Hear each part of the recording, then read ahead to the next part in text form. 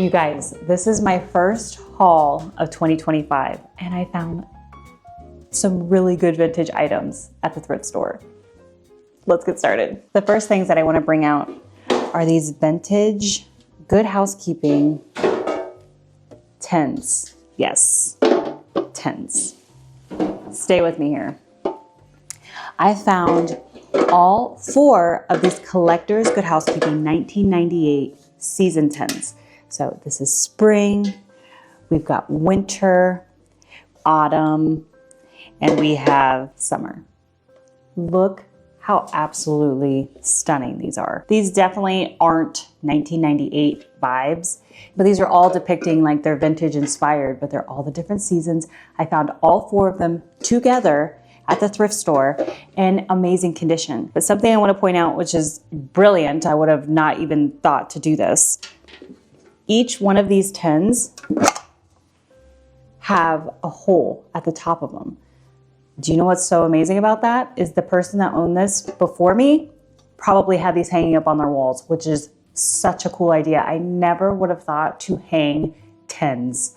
So now I just want to find a bunch of vintage 10s and hang them. These are definitely going to go up, and they can stay up all year round because they hit every season. I always like to look at the paintings and art, picture frames and stuff like that at thrift stores, and look what I found. 2 Norman Rockwell reprints. These are stunning. Look at the frames that they're in. Love them, love them. And if you can see the decor around me, you can kind of see the vibe of the wood and all that stuff. This is a 1973 Norman Rockwell reprint, and this is called Practicing Intern. This is also a Norman Rockwell reprint, and this is called Sunday Morning. These are so stunning. They're perfect. My next thrift find are these 1972 and 76 Holly Hobbie and Robbie Hobbie plaques.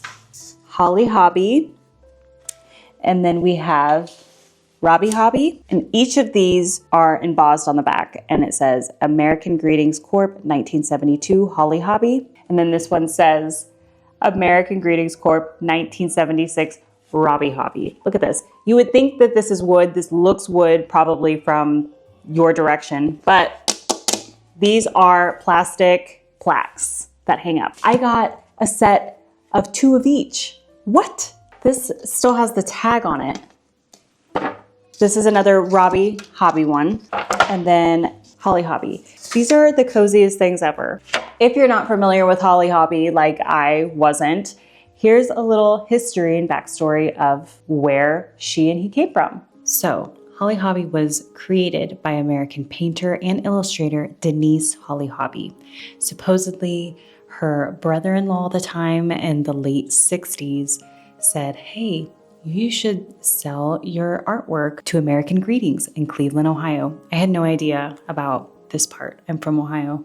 There's like a little tingle when I hear that, but so interesting. She did that, and it became a hit. In 1975, Knickerbocker Toys licensed a Holly Hobbie character for a line of rag dolls that went crazy for years. Little girls loved these rag dolls. And since that became such a popular toy for young American girls, there were so many other products that were produced and licensed, including fabrics and furniture, ceramics, games, stationery, these plaques that I just showed you. There is so much history to Holly Hobbie. Just diving in and seeing all of the little details of everything. I mean, I could go in a rabbit hole and talk about this forever. There is so much, and it was so popular, and it is still relevant today. So that is a little history of Holly Hobbie. There is a lot to unpack here, a lot of different legs, very interesting.